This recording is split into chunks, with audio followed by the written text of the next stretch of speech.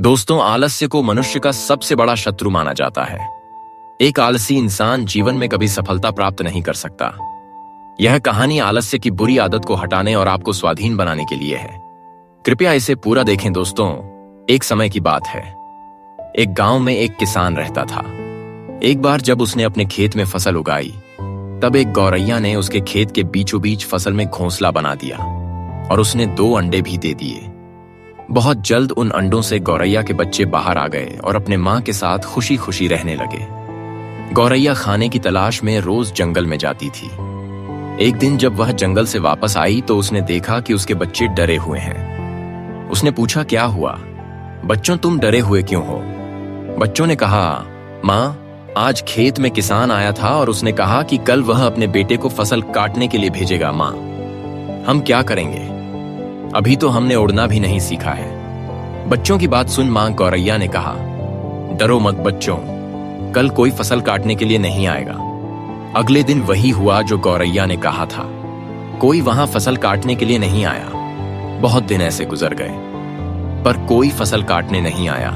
सब कुछ अच्छा चल रहा था। गौरैया के बच्चे बहुत खुश थे।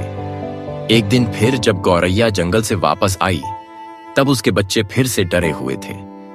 गौरैया ने फिर उनके डर का कारण पूछा तो उन्होंने कहा, मां, आज फिर किसान खेत में आया था और उसने कहा कि कल वह मजदूरों को फसल काटने के लिए भेजेगा। यह सुनने के बाद गौर दोबारा से कहती है, डरो मत बच्चों, कल कोई फसल काटने के लिए नहीं आएगा। अगले दिन वही हुआ जो गौरैया ने कहा था। कोई वहां फसल काटने के लिए नहीं आया।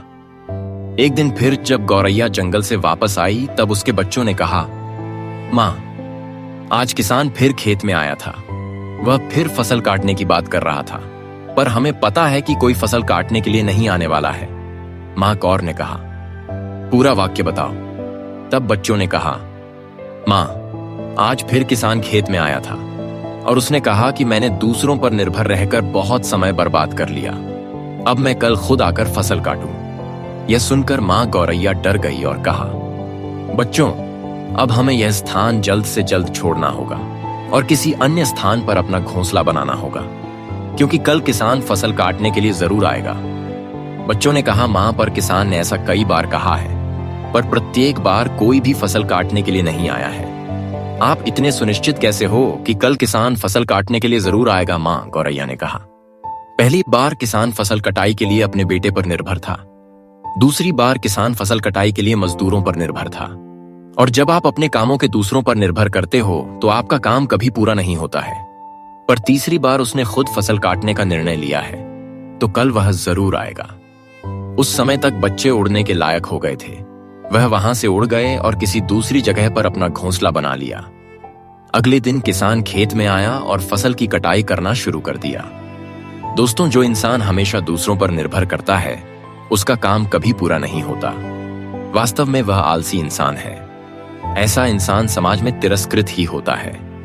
इसका यह मतलब नहीं है कि हमें दूसरों की सहायता नहीं लेनी चाहिए।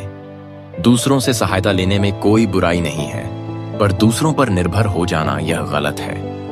यदि आप अपने काम को अच्छी तरह और निश्चित समय अंतराल में पूर्ण करना चाहते हैं, तो उचित रहेगा कि उसे आप स्वयं ही करें। अपना काम स्वयं करने की आदत आपको स्वाभिमानी बनाती है, और एक स्वाभिमानी व्यक्ति का सम्मान पूरा समाज करता है।